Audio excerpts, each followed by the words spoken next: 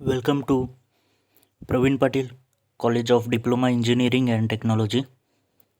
Myself Raj Gheware, working as a lecturer in Mechanical Department. We are looking on the subject Theory of Machine. We will be discussing on chapter number 4, Belts, Chain and Gear Drive. Belt drive are simple, inexpensive and do not require axial aligned shaft. They help to protect machinery from overload and jam and damp and isolate noise and vibrations.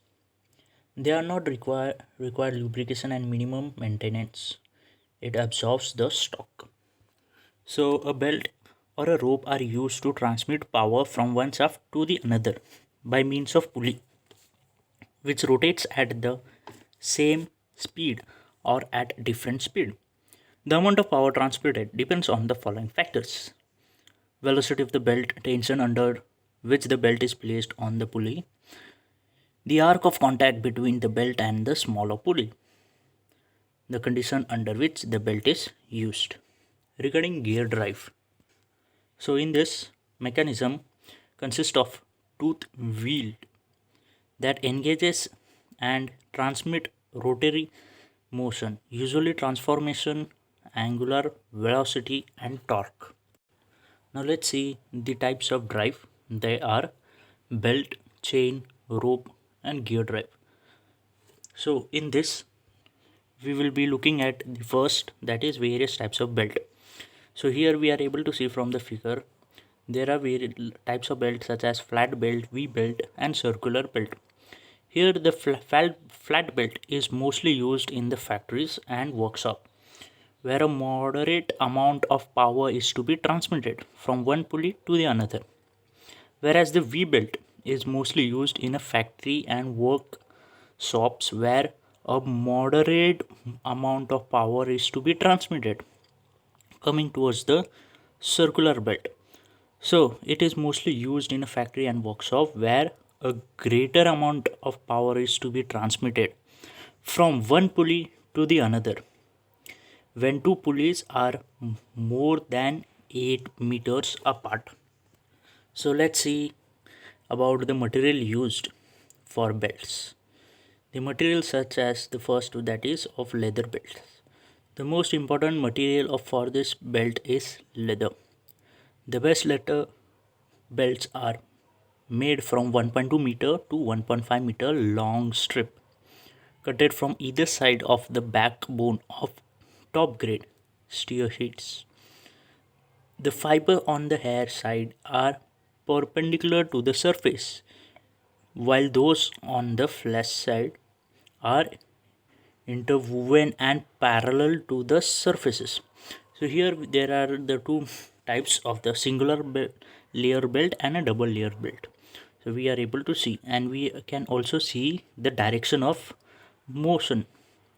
Now in the leather belt may be either oak tained or a mineral salt tained, example a chrome taint.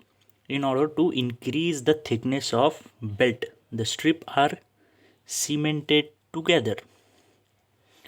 The leather belt must be periodically cleaned and dressed or treated with compound so that with suitable oils the belt will remain soft and flexible.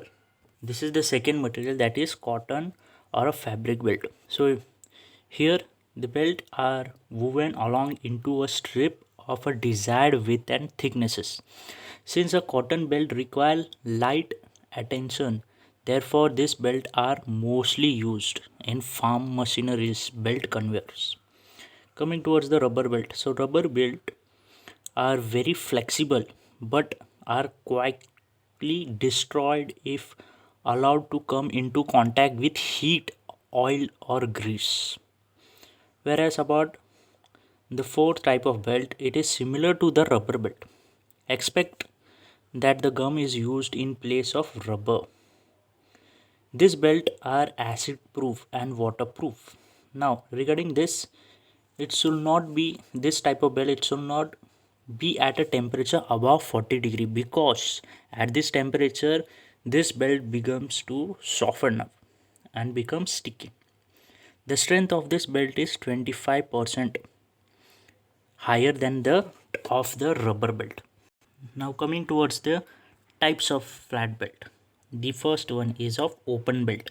So here we are able to see the open belt. Now in this it has been utilized with shaft arranged parallel and rotating in a same direction as we are able to see in the figure part. So over here the driver A, there are two drivers, there is only one driver and there is another driven, that is A is a driver and B is a driven. So here the driver A pulls the belt from one side and delivers it to the another side. So that means to the upper side. So here we are able to see the tension in the lower side of the belt will be more than that of the upper side. The lower side of the belt is known as the tightened side, whereas the upper side of the belt is known as a slack side, as we are able to see from the figure. Now coming towards the next type, that is cross or twist belt drive.